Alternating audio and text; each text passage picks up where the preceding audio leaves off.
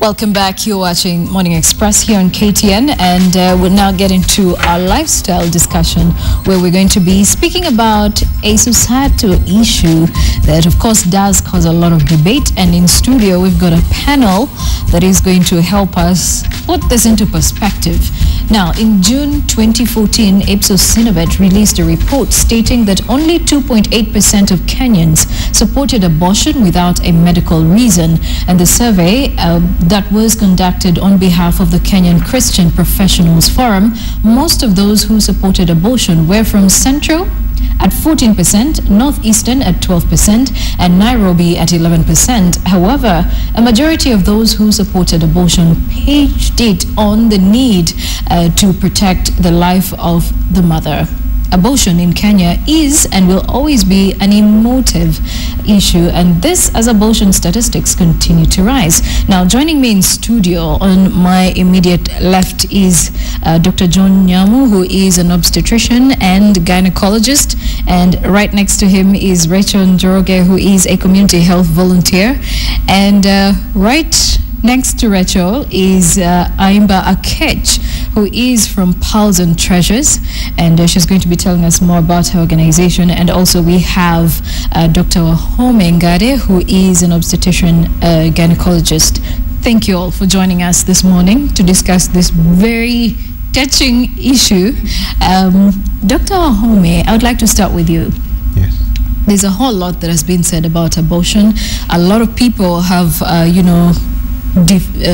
differed in different platforms about whether or not abortion should be carried out and whether or not it should be done on medical platforms or on medical reasons or not. And so many other reasons have come up. So at the end of the day, as a gynecologist and as a doctor, an obstetrician, what do you think about abortion? Well, it is true it's an emotive issue, and even for us in the profession it is a challenging one. But it really is quite straightforward. It is an issue that arises in what we call a crisis pregnancy. These pregnancies that arise out of poor decisions made about a sexual encounter or change in circumstances. And therefore abortion is really a social problem. Now, it is therefore not a purely medical issue, and we cannot give it a medical solution. The other thing about abortion, of course, is that it touches on the community. And as a community, we must be guided by some code of conduct if we are to live in peace and harmony. So we need a moral foundation on which to make our choices. That is something else that is an area that we would need to explore. And finally, that the unborn child is actually a living human person. It's just that it is in the mother's womb. And it has a right under the Constitution, a life that must be protected. And we all as adults owe it that right and need to protect it. Finally, is that we are all a product of social investment. None of us would have been here if our mothers thought about us in terms of termination, or they just looked at us in diapers and running noses and could not figure out what would be in future. We were all brought up because of just that potential. And what you become today is a product of your social investment. Destroying children based on our needs as individuals is really missing the point. So if we don't take all those into consideration, we'll come up with the wrong solutions. Dr. John, what do you think about that? Well, what I think is that in Kenya, actually, people don't understand what abortion is. And abortion is a big problem. It is here to stay, it is to see us. And we know that most of the women actually do not want to abort. But if people understand what abortion is, which is a loss of a pregnancy before viability outside the mother's womb, then you would think that you know that it is obvious that women are going to abort. Actually, scientifically, it is known that 15% of all pregnancies end up in miscarriage, and it is an abortion. The other type of abortion could be induced, where women want to induce their pregnancies for whatever reasons. And as health professionals, what we want is that when we view abortion as a medical problem, and we wait for women to come to hospitals with those complications. And research actually has shown that a lot of our women are dying because of unsafe abortion, simply because the community or the country is not taking abortion issue seriously.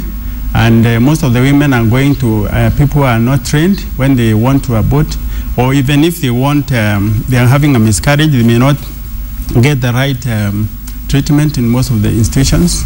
And I think we feel we need to look at what is abortion, what causes abortion, and how can we prevent the unsafe abortion, because actually with the safe miscarriage is nothing you can do.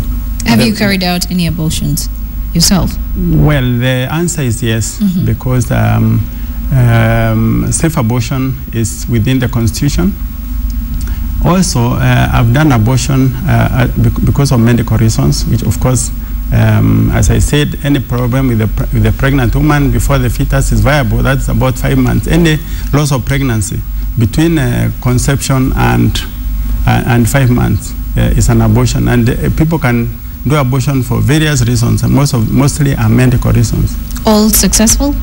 Yes, very successful and very safe. Actually, it is very safe if somebody is trained, but if women go to untrained people, then that's when they die. And of course, there has been research which has shown that women and unsafe abortion. There's a study which was done in 2004 by IPAS and Ministry of Health, and they found that 300,000 women and unsafe abortion, and visited 10 government hospitals with unsafe abortion. Last year, there was a report of 465,000 women who had unsafe abortion in our government hospitals. And actually, most of them had severe complications, about 77%. And 1,200 women died, as in 2004. About 2,000 women also died from these complications. That's why I'm saying that we need actually to look at this abortion and see how we can manage it so that the women stop dying. So you're in for legalizing abortion in the country. Just let us have it legal so that people can decide whether or not they need to make a decision. That's what you're saying. Yeah, what I'm trying to say is that people do not understand what is abortion. The people don't know whether abortion is legal. Abortion is legal in Kenya. And the reason why I'm saying that is because I see Dr. Ohome disagreeing. Yes, I will give you the reason why. By legal, that means that under any circumstance, abortion is legal under 4 circumstances in Kenya. There are only 3 countries in the world where abortion is illegal. That is Nicaragua, El Salvador, and Malta. And in all the other countries, abortion is legal. The only problem is that there has been a lot of restriction because of the conditions. Like in the previous constitution that we had, 3 doctors were supposed to approve an abortion. That means that even before the 2010 constitution, abortion was still legal, but it was restricted to 3 physicians, and the 3 physicians, and to show that the woman had a medical reason. But currently, there is only 1 physician who should make that decision, plus the woman herself, and nobody else. We don't need any other person to make that decision. No husband, no boyfriend, nothing. No boyfriend, no parents, nobody. As long as the woman is mature enough, over 18 years.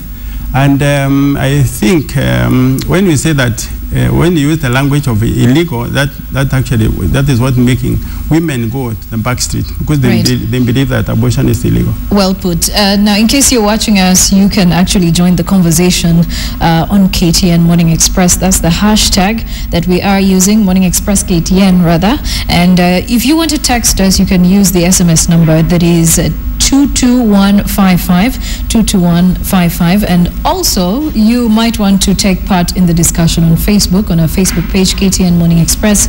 I'll now go to Rachel. Rachel is a community health volunteer. And what's your story? Because I'm thinking that you've carried out an abortion. Am I right? Okay. Yes. What were the circumstances that led to this? Okay. I didn't induce it. It just came up. I don't know the reason.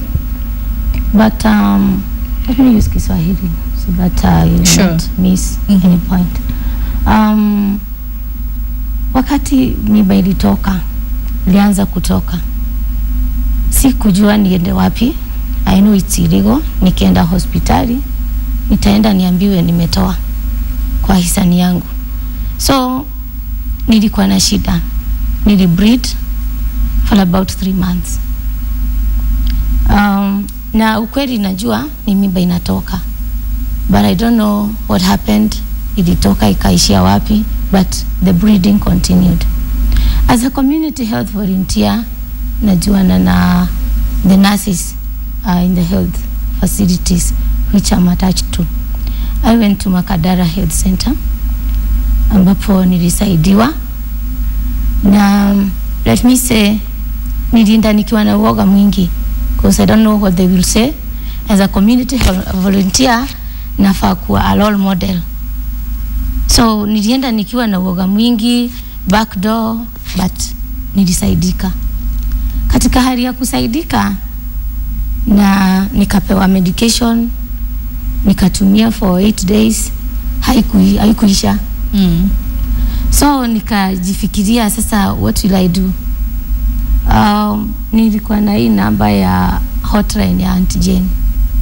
I called them na wakani direct kwa Dr. Nyamo, who helped me. Ile bleeding ikaisha. Na after that nikajifikiria sasa, mimi I had the knowledge, I had the courage. What about these other mothers ambao wako kwa community na inafanyika? Katika my view, na train wa mama about family planning. I'm also a community based distributor of pills in the community. So wakati naongelesha wale wa mama, hapo ndipo napata ile information vile wanatoa mimba na njia ambazo hasistahili. Tunaruhusu wa mama katika ile hali ya kuingia hapa na pale, kutoa zile mimba kwa njia zisizofaa, kwa mazingara ambayo haiko vizuri. So mimi naona kama this thing can come out properly. Huyu mama hata ogopa kutafuta post abortion care, because most of the women are dying because of fear of seeking for post abortion care and lack of guidance as well. All right, I'll now move on to a catch. A catch is from Pulse and Treasures. This is an organization that helps the healing process of people who have done abortions. Have you done one before? Yes, I am a post-abortive woman. I got into a crisis pregnancy right after my Form 4, and my choice to have an abortion is because I spoke to an authority figure, someone I looked up to, and that's what they advised me to do. I didn't know anything about abortion, and I was looking at my dreams, my aspirations, and I was feeling like it was better, after speaking to them, it was better for me to have an abortion and go to college and, finish college and have a good life. But a few years down the line, I began to have what we call the post-abortion distress or post-abortion syndrome. And I did not understand who I was. In fact, just right after the first abortion, I felt such a low self-worth of myself. I could not look at myself in the mirror. And it escalated to things like anger and bitterness and depression, and I became a totally different person. I was not a happy person, and anyone who would, be around me, they would just feel the negative anger, energy. And until at the organization I was working for at that time, the director was a counseling psychologist, and they had to call me and ask what was wrong. And I'd given my history. Before you work for that organization, you needed to give your history. So they knew I was post-abortive, and she was trained specifically to handle post-abortive cases. So that's how I got to understand what was happening to me. And if it wasn't for her, I think I would have been a nut case. Right. Yeah. So after you had post-abortion, you were going through a post-abortion crisis. Yes. And what are some of the questions that were coming through your mind at this point? While people were getting all this negative energy from you, what are some of the questions that came into your mind? Were you regretting why you had done it? What was going through your mind at that point? I remember being so angry at myself and hating myself for the action. If I looked at myself in the mirror, I could not reconcile this person who killed her own babies, At how many weeks did you have this the first done? pregnancy was I think 3.5 3.5 months. You've had more than one? Yes. The second one was probably 6 weeks. 4 to 6 weeks. What were the reasons for the second abortion? The reason for the second abortion was, if I can remember, I was sitting for my final exams in college, and again, working with post-abortive women and being a post-abortive woman, I know that once you open the door to abortion, the second abortion is very easy, and the third and the fourth, and that's why you find women having even 8 abortions, and they can't explain how they get themselves into that cycle. But one of the ways that women deal with the abortion, the coping mechanism of the first abortion, is multiple sexual behavior, because you're looking for, remember I said that after the first abortion I felt such a low self-worth of myself, and so the only way, one of the major ways that women find that acceptance is by getting into another relationship, and it becomes sexual, and they get pregnant, and the cycle continues. They have an abortion, and they can't seem to understand that I'm trying to fill a void rather than deal with the fact that I had the first abortion. So it opens a door to many other abortions. That's why we are saying it's a social problem. People need to deal with their sexuality, not use abortion to solve a social problem. Abortion is a medical issue that cannot solve the issue of sexuality. Yeah. All right. I'll now get back to Dr. Wahome, who seemed to have disagreed with just about half of what, or if not all, of what Dr. Nyamu was talking about. Dr. Wahome, can you please react to what the other panelists just said? Thank you very much, Joy. Kenyans need to be very careful when we are addressing this issue. And the biggest area they need to look out for is misinformation. What Dr. Nyamu, my colleague, is saying is mixing up issues. And when we do not clear this up, we are going to get into the wrong direction. The abortion we are discussing, the abortion that was being determined by Ipsos in the survey, is illegal abortion, is abortion on demand. Okay? Now, abortion is a wide topic, and if you define it medically, it causes issues. We are talking about going to the people on the ground, and the way they understand abortion is abortion on demand. This is where a woman is pregnant and comes to the doctor and says, I do not want this pregnancy, I want it removed. That is the abortion we are discussing. The miscarriage, which is what is also called abortion in the medical field, is where it is spontaneous. It has happened on its own. That is what our colleague, the social worker, is describing. And this is a condition we are all taught to take care of in hospitals. So this discussion, we must make sure we clear it up. If we are talking about spontaneous abortion, this is something that a mother has lost a pregnancy without any inducement. Then she is free to go to hospital and should be given attention, and this is the standard way that we take care of it. What we are talking about, at least in my understanding, when we talk about abortion in the community, we are talking about abortion where somebody has come and said, they don't want this pregnancy, please remove it.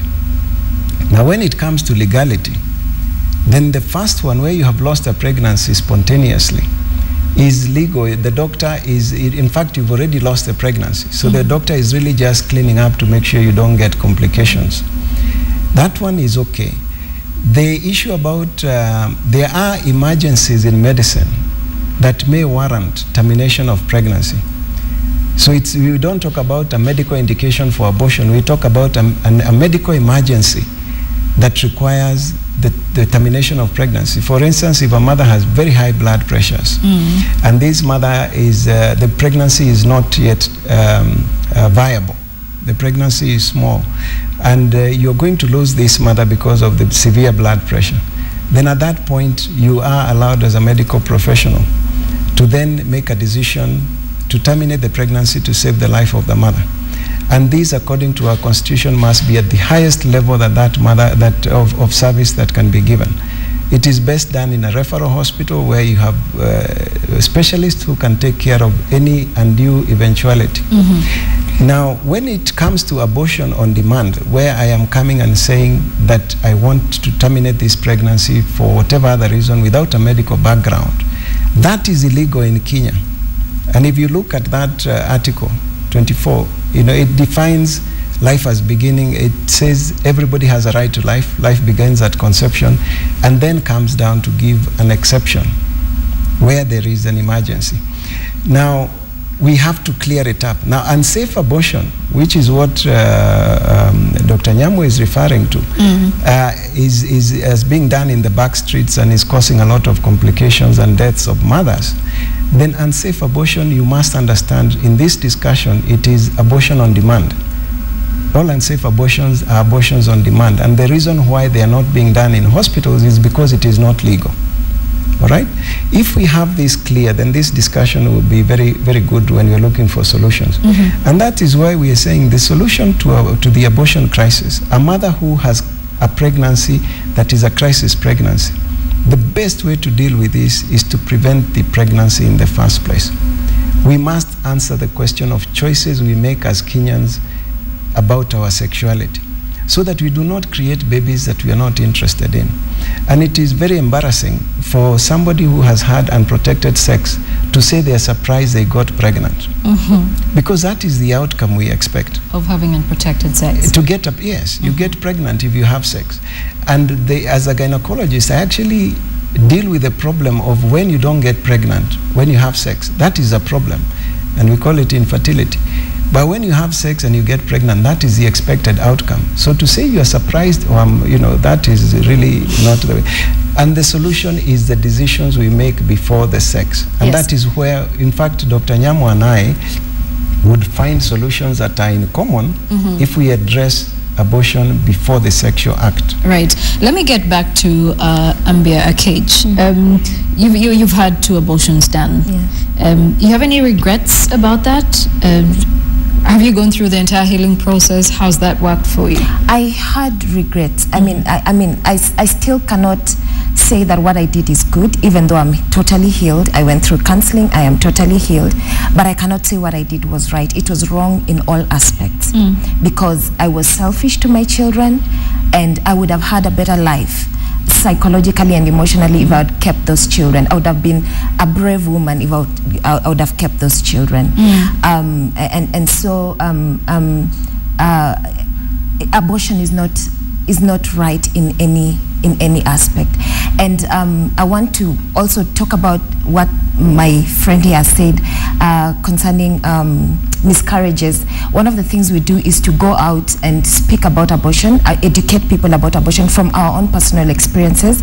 And one of the things that I've realized is when I talk about abortion, abortion out of the choice I made, women who've had miscarriages come up to me and say, we also we can relate to some of the emotional and psychological things that you're talking about. But the only difference is that for us, we don't know who to blame for the miscarriages, and they're also angry and depressed because they were expecting this baby and it did not come to fruition, and so it killed something in them. And the women who come through our support groups, we usually have support groups for them. When they come, they say something died after I went for that abortion. When I left that abortion bed, something died within me. And so you realize that life you're carrying, whatever it is you're carrying in your womb is life. And when it dies, you die with it. Either a miscarriage or an abortion that you choose to have. I also want to say that 93% of the women who've come through our program had their abortions in proper hospitals, proper clinics with gynecologists. And some of them have come with complications. In fact, there's a case we dealt with where the womb was removed and she was not told. And she had her abortion in a hospital in the suburbs of Nairobi. The 7%, I've only had one complication who had the abortion in what is called unsafe abortion. She went to a quack and the spinal cord of the baby remained in her womb, and thank God it fell off. So what are we talking about? What are we saying when you're talking about unsafe abortions? If there are people who've gone through had abortions in good hospitals and they still have complications, yet just again there are emotional and psychological aspects of it that both of them share. Great. We'll now get back to this discussion in a short while, but then would like to hear the views from a lot of Kenyans who have given, their thoughts on what they think about abortion, to go for it or against it. Let's take a look at what some of the Kenyans think. Ninasema ya kwamba kutoa mimba sio vizuri. Hiyo sio mpango wa Mungu. Mpango wa Mungu ni ile ya kwamba kama ni kijana ajitunze mpaka wakati atakayepata nyumba yake, kama ni msichana hivyo hivyo, kama ni watu wawili mume na mke wajipange wao wenyewe, na watoto ni Mungu anatoa na ni yeye analinda. Mimi kwa kupinga napinga mambo ya kutoa mimba, kwa sababu kutoa mimba ya kwamba hiyo ni makosa kubwa sana hata kwa Mungu. Na wakati unatoa mimba ujue wewe mwenyewe ndio una kufanya kujidhulumu wewe mwenyewe kwa sababu ya kutoa hiyo mimba. I strongly stand and oppose that motion, as in abortion is going to promote immorality. Another thing to do with abortion is going to encourage the youth or people who are young like us to see the other side of the world that the society itself does not support. We're going to have a destructive society. Biblically is not acceptable, because now you are terminating a life that's supposed to be brought in the world. Our life must be respected at any given age, so we should not actually allow women or girls to actually carry out abortion at any given time, regardless of what may be the cause of the pregnancy. It should not be allowed at all, because we are respecting the life of the unborn and the life of the future Kenyan. Mwanamke amepata ball na ana mtu wa kumsaidia na bwanake ametoloka, asaidiwe, baba ya mtoto atafutwe ama asaidiwe na serikali pia. If the doctor approves, yeah, because that is it was not intentional. It is not an intended child. You may be raped by somebody who is a mad man. And whatever you get out of that, it will be also. So in that case, you can abort. In that case, if the doctor allows, you can abort.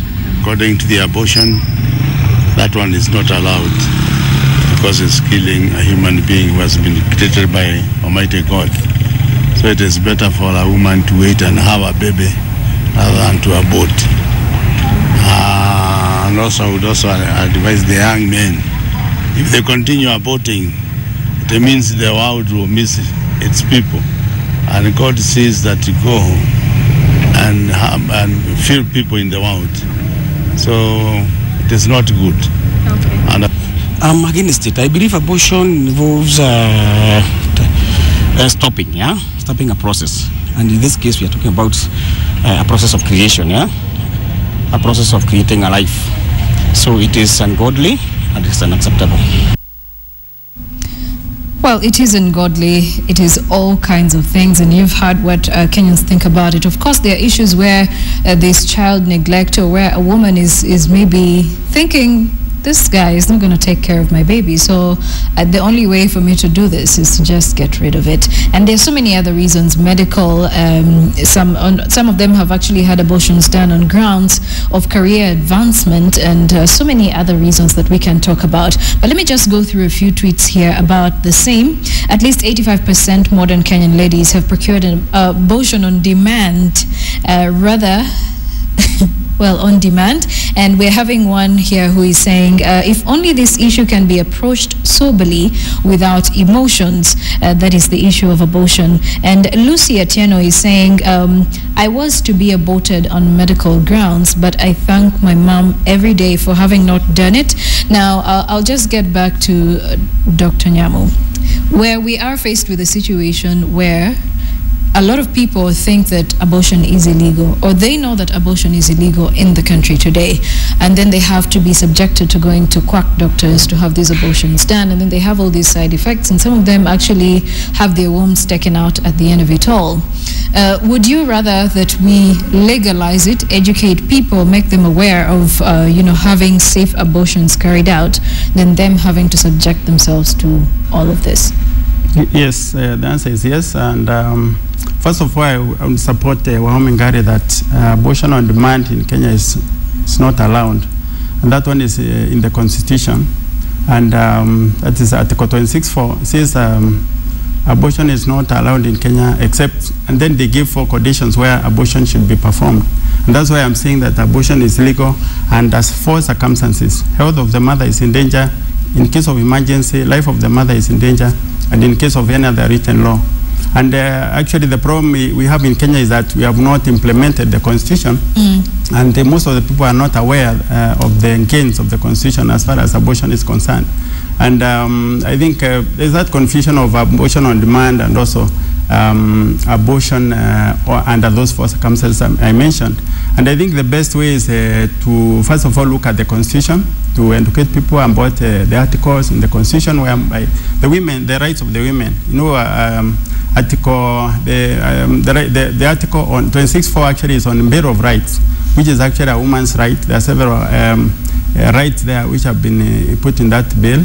And the other thing we can do probably is to look at the regulatory bodies, code of conduct and ethics.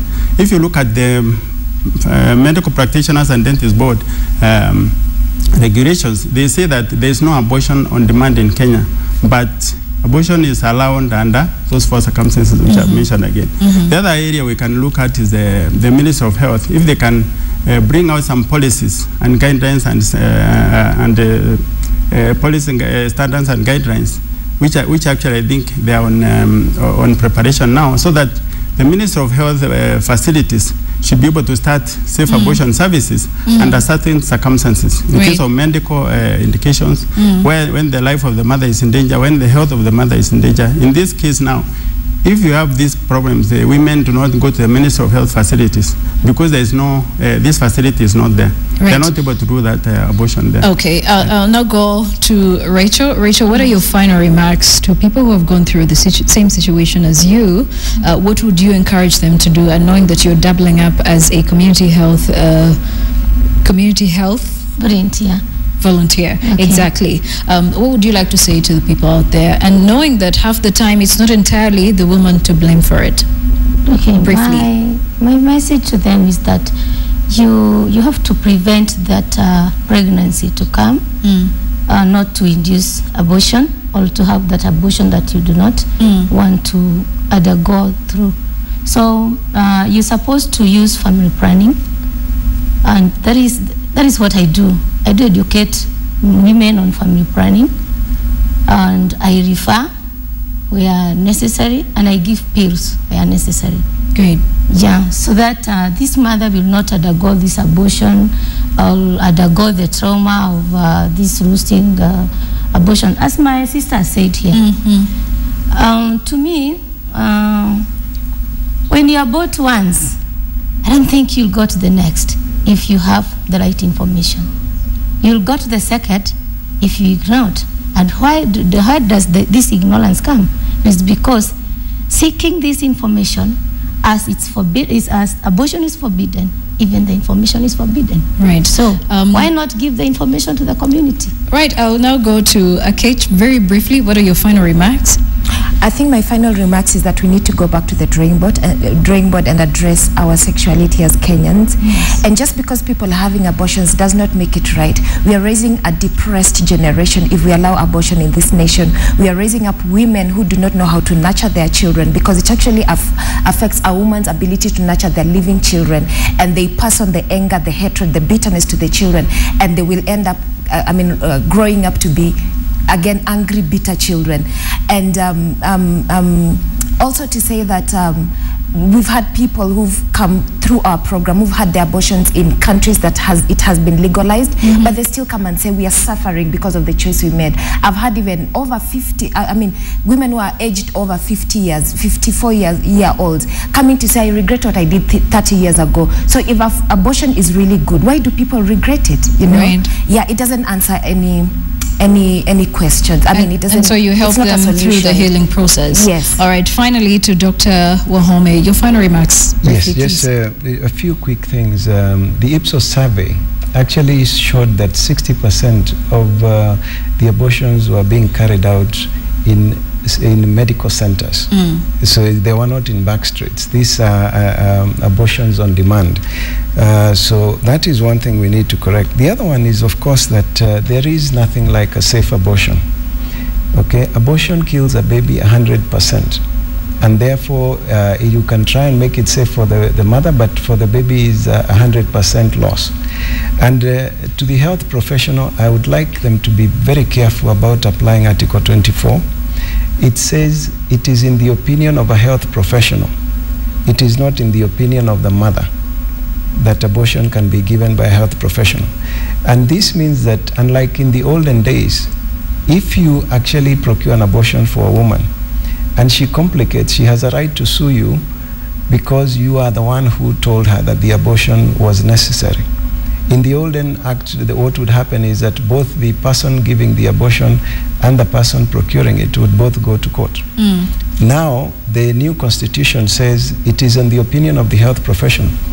So if you do get an abortion and you complicate, you can go and sue this doctor because they're the ones, it was in their opinion that it was necessary to do this. Right. And the doctor then must be very careful in giving this so that they consult or make sure there are 2 or 3 of them who agree on this decision to be able to cover themselves. Right. Now let's have your final remarks. Yes. Please, Doctor. The final remark is we need to prevent abortion, like my sister says here.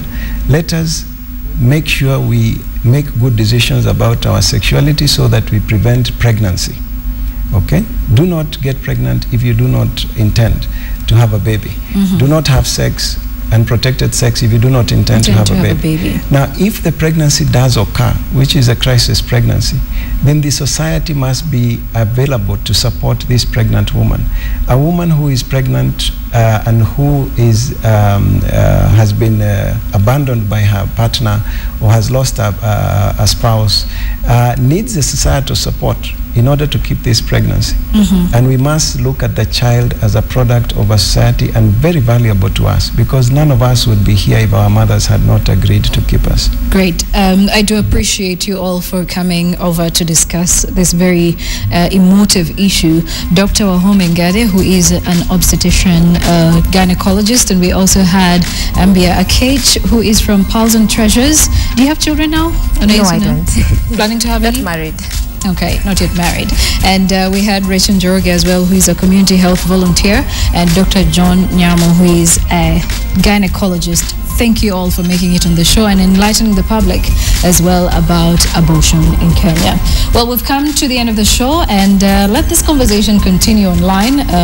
We've got a lot of SMSs. Unfortunately, I cannot go through all of them, but we do appreciate the feedback. And well, join us again tomorrow. James Smart and I'm Joy Doreen Bira. Thanks to the guys in the background for making all of this happen.